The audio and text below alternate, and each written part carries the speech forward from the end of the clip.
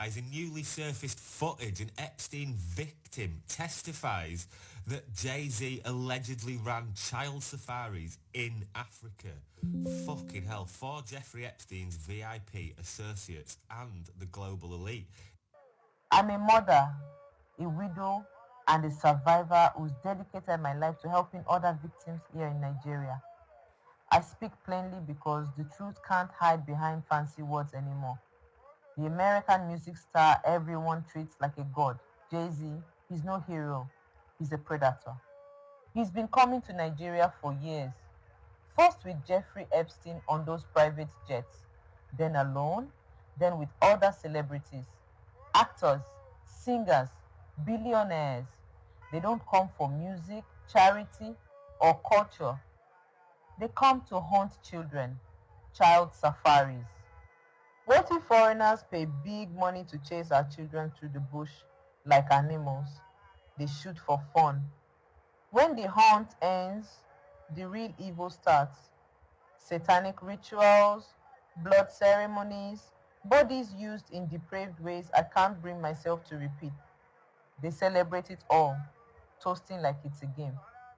In Nigeria, these men are feared.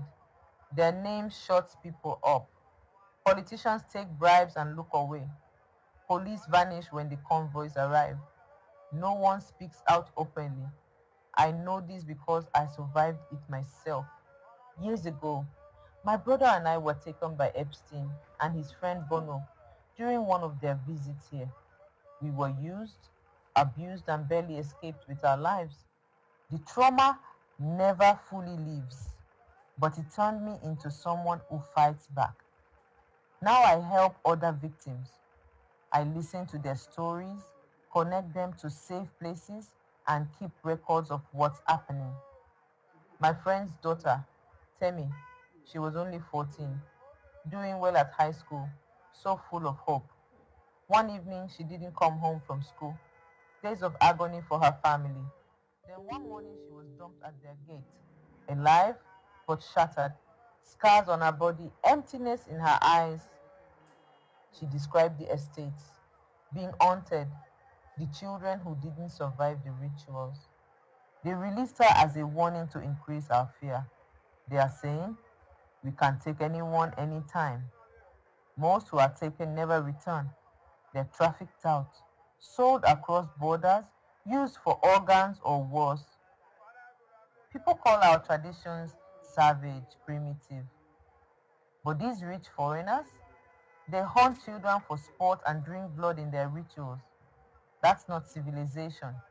That's pure evil on a level we never dreamed. I'm not staying silent. Silence protects him and his network.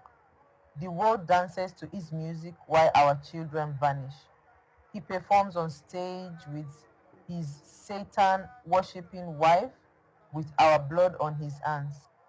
I speak for Temi, for the ones who didn't make it back, and for every family still waiting. God allowed me to survive Epstein's world so I could help end this nightmare here.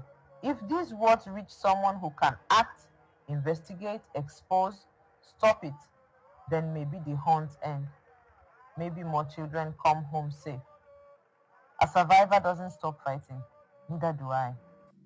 As the Epstein This is all just allegations and alleged behaviour from a potential victim. The accusations describe tours where vulnerable children were exploited, adding a disturbing new layer to the Epstein scandal.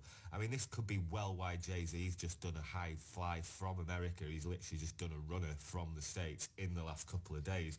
These revelations are fueling new outrage over elite networks, potential human trafficking, and accountability for those connected to Epstein. Investigations are currently ongoing.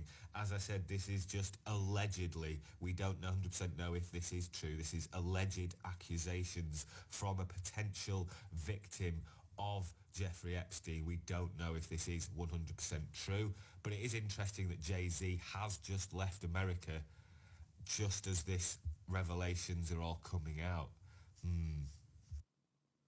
stared into the abyss of elite depravity and lived to speak of it.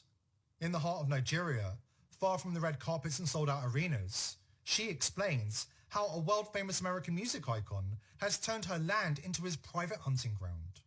Human safaris, satanic blood rites, trafficking networks that feed on the darkest appetites of the global elite. These are not rumours whispered in back alleys. They are the lived nightmares of survivors who have escaped, and the silent graves of those who did not.